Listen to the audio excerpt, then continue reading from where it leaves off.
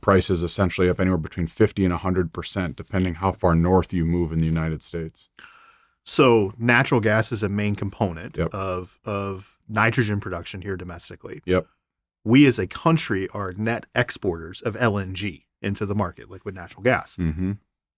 How does that play into the nitrogen production here in the States? I mean, is it just the highest bidder wins and we continue to export LNG out of this country? Like, how does that affect nitrogen here in the U.S.? Yeah, so this is why we're fortunate in the U.S. to be a low-cost producer of synthetic, right? We have world-class businesses in North America, folks like CF Industries, folks like Nutrien. These are big producers of synthetic nitrogen products, and it's because they have, access to the natural gas, the energy-intense nature of Haber-Bosch, but they're also located, right? So it goes back to the point around supply chain. It's produced where it's consumed.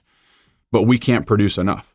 I mean, the U.S. importing 30% of its nitrogen this year, where are those dollars going to flow? They're going to Russia and they're going to the Middle East, typically. And we don't charge duty and tariff on that.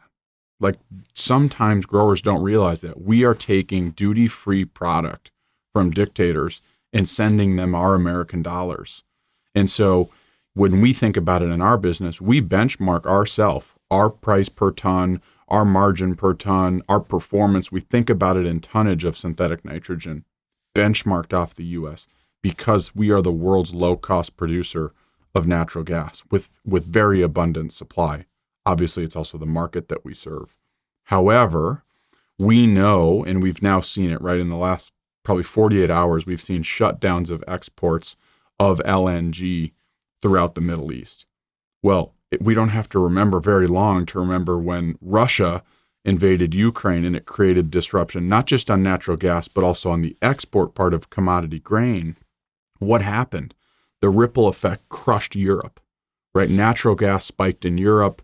I remember reading one morning on the FT, an article was sent, the Germans weren't taking hot showers every day of the week because it was energy intense to heat that water.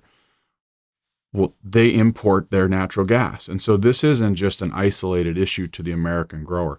Absolutely, they're going to feel pressure. But this is a ripple effect. It's a global supply chain, and there isn't a lot of storage, right? We don't have a natural reserve, a national reserve of ammonia or urea in the United States. It's a just-in-time supply chain, more or less. It's no different internationally. The only reserve we had has to flow through the Strait of Hormuz, which is shut down. So now we have no reserve.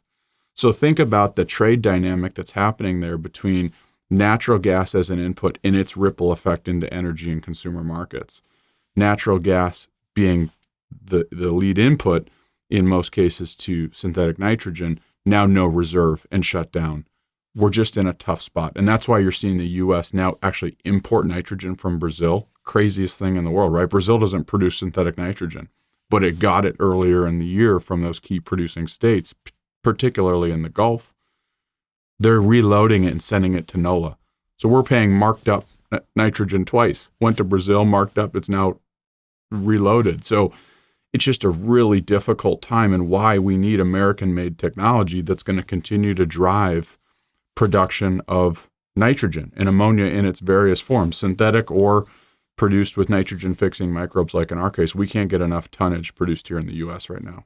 Yeah, so I don't think growers fully understand the dynamic with LNG and natural gas and how critical that is to nitrogen. I mean, almost at some point here with the Middle East, there's a potential where the premium becomes Europe, that we have to ship LNG to Europe to continue to keep those guys going, where nitrogen becomes a secondary market, correct? That's totally right. We've actually seen it in micro cases, right? Even with some of the U.S. plants producing other things like diesel exhaust fluid, right? You're already seeing volume shift just in little mini surfaces. Well, does that really matter? Maybe not in a vacuum, but those are all razor blade cuts against a total supply that's now not going to agriculture. And so to your point, if you even start to turn the spigot on the input, absolutely. If I'm a Haber-Bosch facility, I'm a natural gas trader. That's what I'm doing. I'm buying energy and producing a commodity. If I can monetize that in a different way, I'm going to do that. And so we have to balance as an ag industry that there's competing pressure for our inputs that create inputs on the farm. And so, we haven't seen that yet, but that certainly could be possible that all of a sudden the competitive market for natural gas is not to ship it to ammonia production, but to go fuel energy in other places of the world. And that's a wildly different story. Yeah. So, we've seen a pretty nice rally in corn and soybeans for that matter since our growers have really started the prepay side of this business. Yep. Say we add 2 or 3 million acres of corn here, especially up in the Dakotas where that acre really can shift multiple different directions. Does the industry have the capacity? Do we have the ability to add 2 or 3 million acres of corn here if growers don't have that nitrogen prepaid?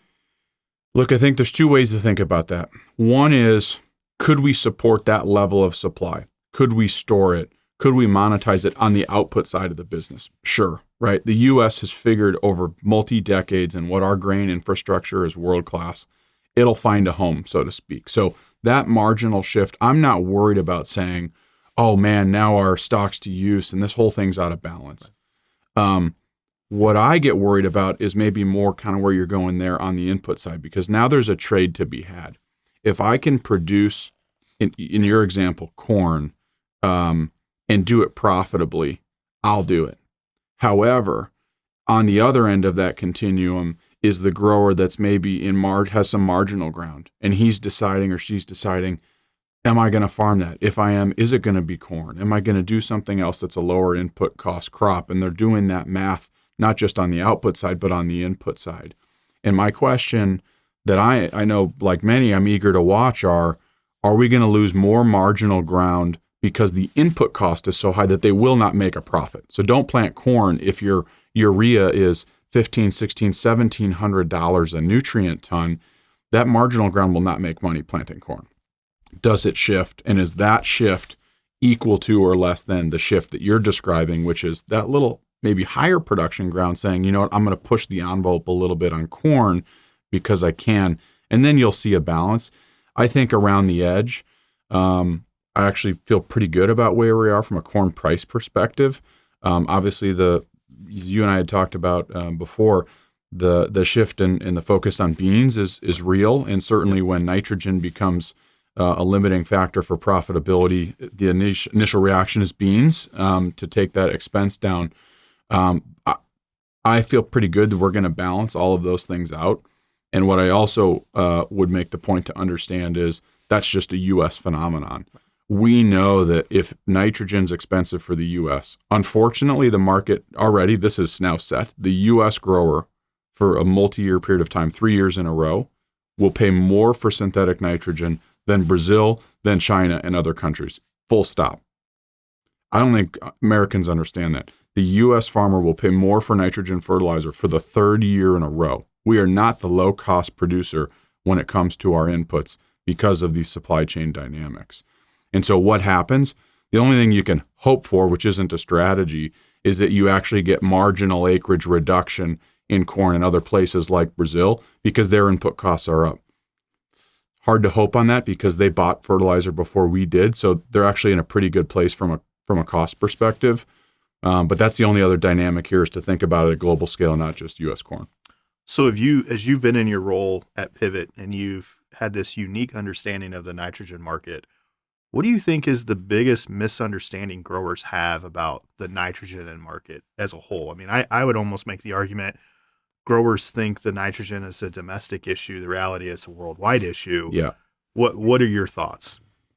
Yeah, I have a lot of thoughts on this. So maybe I'll start at the macro level and I can give a pivot perspective now to your question of being in the seat for 2 years. So at a global level, as I say, look, our success at Pivot is not going to be to the demise of synthetic fertilizer. Sure. And you don't have to look more than the fact that we import so much synthetic nitrogen.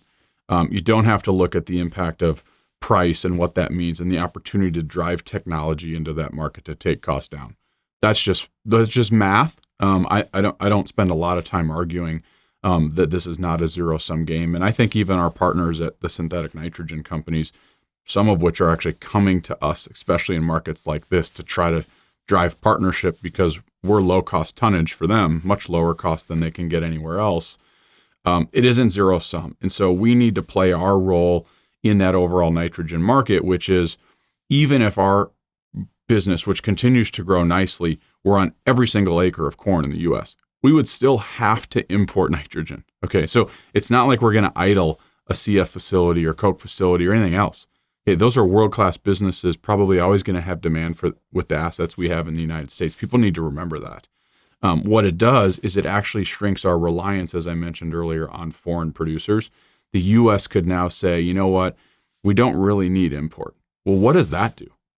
Think about the geopolitical leverage. If you're not having to import from the Middle East or Russia, or subject to is China going to export nitrogen? Is it going to go up to India's tender? If you just said, you know what, we can kind of hunker down and we can be pretty isolated on this island that we live on in North America, that's a pretty powerful position for the U.S. farmer to be in. And so that's how we think about the role that we play. Now, how do we actually go execute that at Pivot? We obviously were not perfect, right? We've launched this business really commercially the last 6 years, and we learned a ton. We didn't think about ourselves as synthetic nitrogen.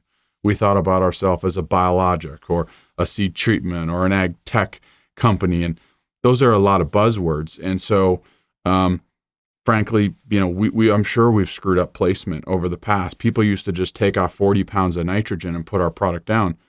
And I remember as an outsider watching that saying, that's probably not going to end well, because taking 40 pounds of ammonia off in November versus 40 pounds of a side dress in season, those forms of nitrogen are not created equal. There's a massive inefficiency difference between gas in the fall and UAN. And so we certainly did not do a good enough job thinking about ourselves like a nitrogen company.